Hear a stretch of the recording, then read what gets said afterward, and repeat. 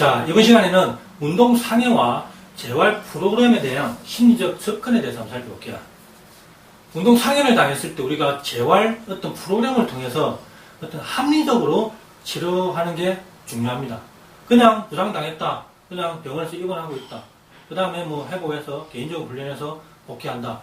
이게 어떻게 보면 일반적인 어떤 운동선수의 재활 복귀 과정일 겁니다. 하지만 이러한 재활 과정에서 어떤 프로그램을 통해서 슬기롭게 효율적으로 재활 과정을 경험한다면 조금 더 빨리 복귀할 수 있고 복귀 후에도 재기량을 빨리 찾을 수 있는데 도움을 줄 수 있다는 거죠.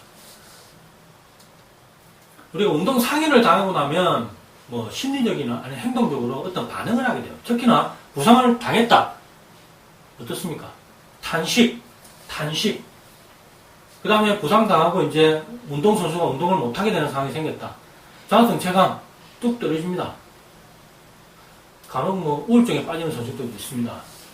분리, 팀 스포츠 같은 경우는 팀 훈련하는데 자기가 합류를 못하죠. 그럴 경우에 벤치에 앉아서 구경하게 되는 경우도 생기고 아니면 집에서 쉬는 경우도 생기고 그러니까 분리, 외로움을 느낄 수도 있고 공포 불안, 부상이 조금 심각하다.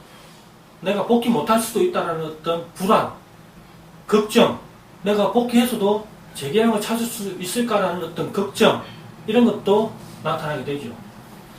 자신감 상실, 수행이 일시적으로 저조해질 수도 있지만 또 수행이 장기적으로 저조해지는 경우도 생기죠. 이런 것들을 해서 우리는 자신감이 뚝 떨어지게 됩니다. 이 자신감 얘기하니까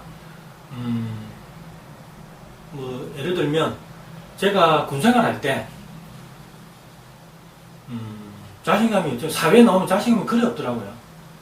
나는 사회생활을 하는 사람이 아니고 나는 군인이라는 신분이기 때문에 사회에 사는 사람들하고 나하고는 별개의 존재다.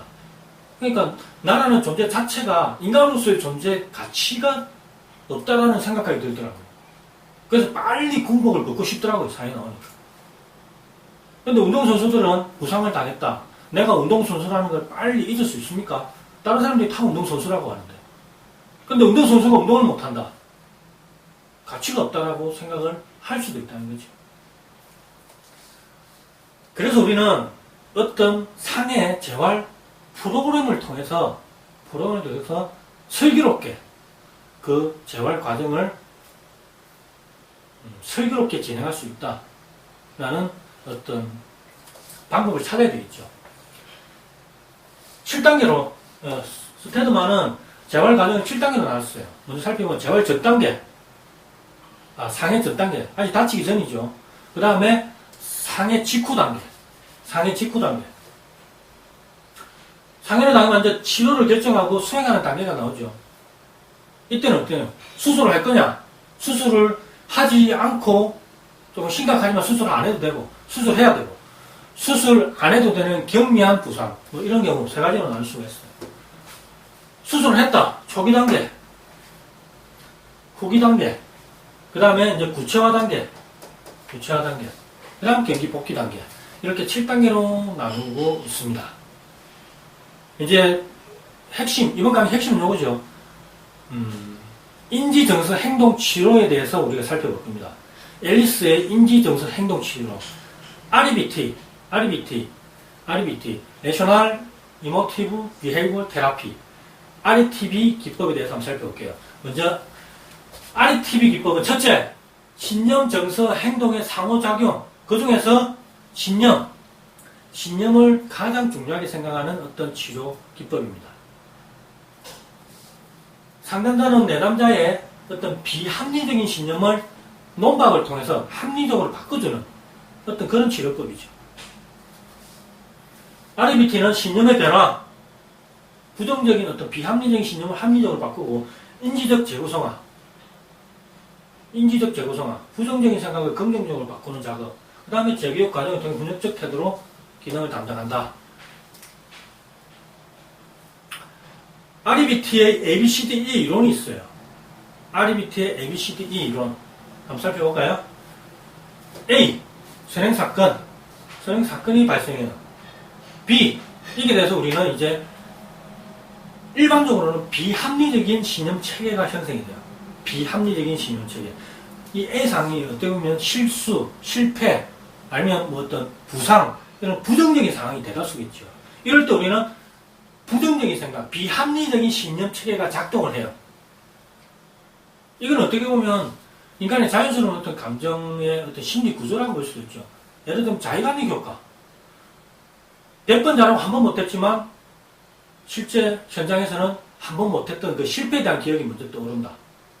마찬가지로 어떤 우리가 부정적인 상황, 선행사건이 생겼으면 가장 먼저 떠오르는 어떤 신념체계는 부정적인, 비합리적인 신념체계가 형성이 된다는 거죠.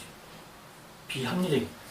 그래서 우리는 이 합리적인 신념, 비합리적인 신념체계를 해서 비합리적인 결과가 나오는 이런 어떤 악순환을 반복하는 경우가 지금 현재 현장에서는 많이 일어나고 있다. 그래서 중요한 게 이럴 때 우리는 RBT, ABCD 이론을 적용시켜서 이러한 비합리적인 신념 체계를 논박, 디스퓨트, 논박을 통해서 합리적인 신념 체계로 바꿔주자는 거죠. 합리적인 신념 체계로 바꿔주자. 이게 핵심입니다. 그래서 합리적인 결과를 만들자. 인지재구성, 비합리적인 신념 체계를 합리적인 신념 체계로 바꾸자. 신념을 바꾸자. 뭐 이런 어떤 이론입니다. 핵심은 논박을 가해서 합리적인 신념을 바꾸는 그러한 치료 과정입니다.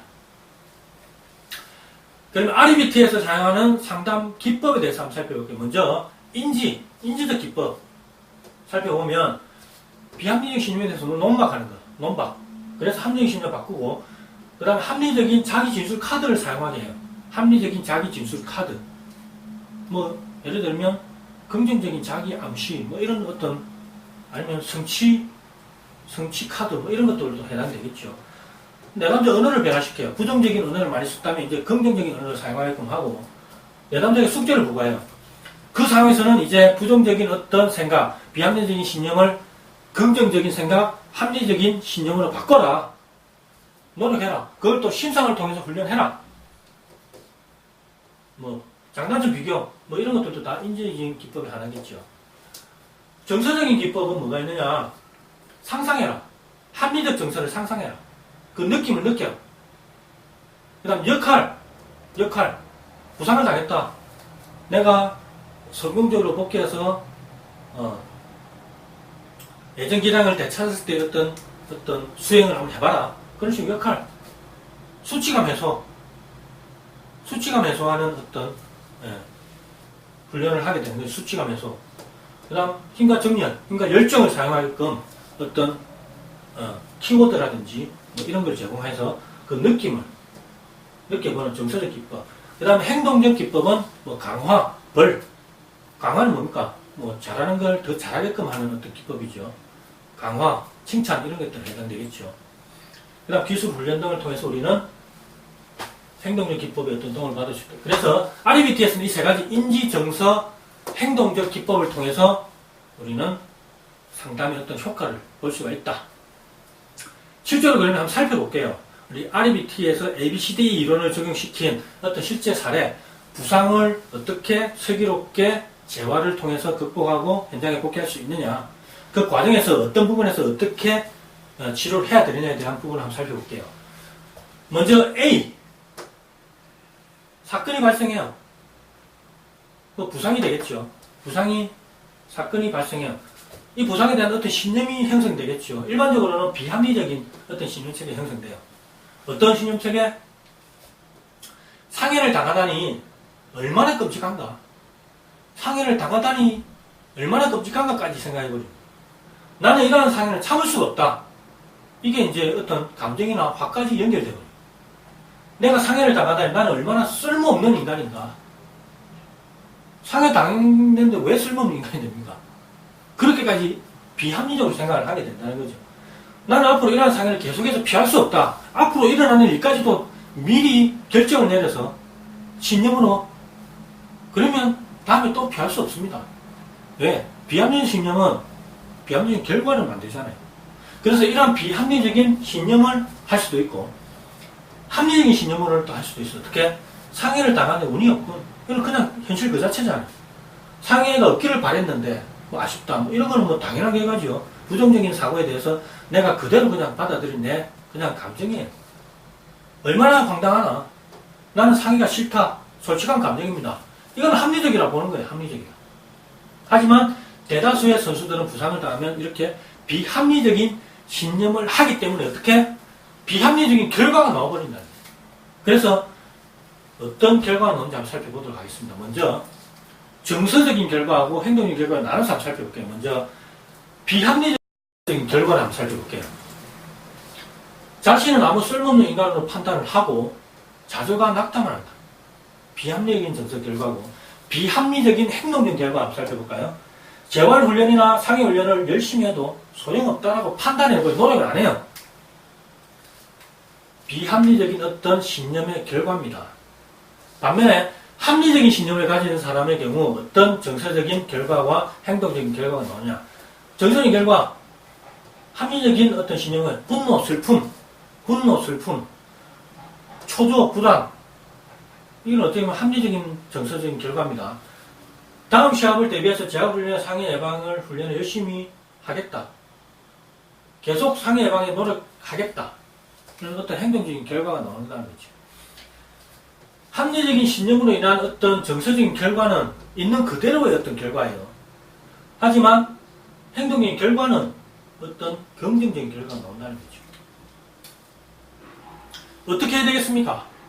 비합리적인 신념 체계로 인한 비합리적인 정서, 그 다음 비합리적인 신념 체계로 인한 비합리적인 행동의 결과, 이게 발생하지 않게 하기 위해서는 그 비합리적인 신념을 논박을 통해서 합리적인 신념으로 바꿔주는 어떤 그런 과정이 필요하다는 거죠. 비합리적인 신념에 대한 논박, 이 논박은 질문 형태가 좋습니다. 질문 형태. 어떻게? 운동 상해를 당하는 것이 왜 그리 끔찍한가? 나는 왜 운동 상해를 당하는 것이 견딜 수 없는가? 상해를 당하는 것이 왜 쓸모없는 인간으로 만드는가? 왜 나는 계속해서 상해를 당할 수밖에 없을 것이라 확신을 하는가? 라고 논박을 해요. 아니다는 거죠. 논박. 비합리적인 신념에 대한 논박의 효과는 어떤 게 있느냐? 효과가 분명히 있으니까 논박을 하는 거죠. 신념을 바꿔준다. 그랬을 때 어떤 효과가 있느냐? 인지, 정서, 행동적인 어떤 효과에 대해서 한번 살펴볼게요. 먼저 논박을 했을 때 어떤 인지적인 효과가 있느냐? 운동 상해를 입는 것이 불편하긴 하지만 그렇다고 끔찍할 것까지는 없지 않는가? 나는 상해를 당하는 것을 결코 좋아하진 않지만 견딜 수 있다. 견딜 수 있다.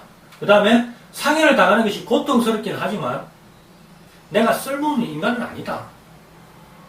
실수로부터 무엇인가를 배우려고 노력한다면 다음 시합에서는 상해를 당하지 않을 것이야. 합리적인 신념으로 바꿔줘야지. 그 다음 논박 효과 두 번째, 적절한 느낌을 가질 수가 있어요. 이렇게 합리적인 신념을 가지게 되면 고통스럽긴 하지만 우울하지는 않다. 염려가 되긴 하지만 불안하지는 않다. 나는 자신을 수용할 수 있다. 화는 나지만 좌절하지는 않는다. 화나는 것은 어쩔 수 없어요. 그렇지만 좌절하지는 않는다라고 생각을 하는 거죠. 느끼는 거죠. 결과적으로는 재활훈련을 열심히 하게 되고 자신의 결정을 찾고 재활훈련과 상해 예방훈련에 최선을 다하게 되는 어떤 긍정적인, 합리적인 어떤 행동의 결과가 나오게 되는 겁니다. RBT 이론에 근거해서 ABCD 어떤 재활치료 과정을 프로그램을 설명드렸습니다. 이러한 운동상해 선수 상담이 어떤 도움을 줄 수 있느냐? 일단은 비합리적인 어떤 사고나 신념을 가진 어떤 선수를 조력해서 도움을 줄 수 있다는 거죠. 합리적인 신념으로, 논박을 통해서 합리적인 신념으로 바꿔주는 과정에서 도움을 줄 수 있다. 누가? 스포츠 심리 상담사가. 예.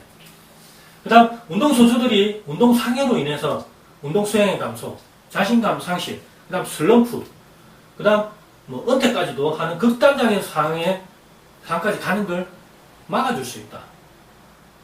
방지해줄 수 있다는 거죠.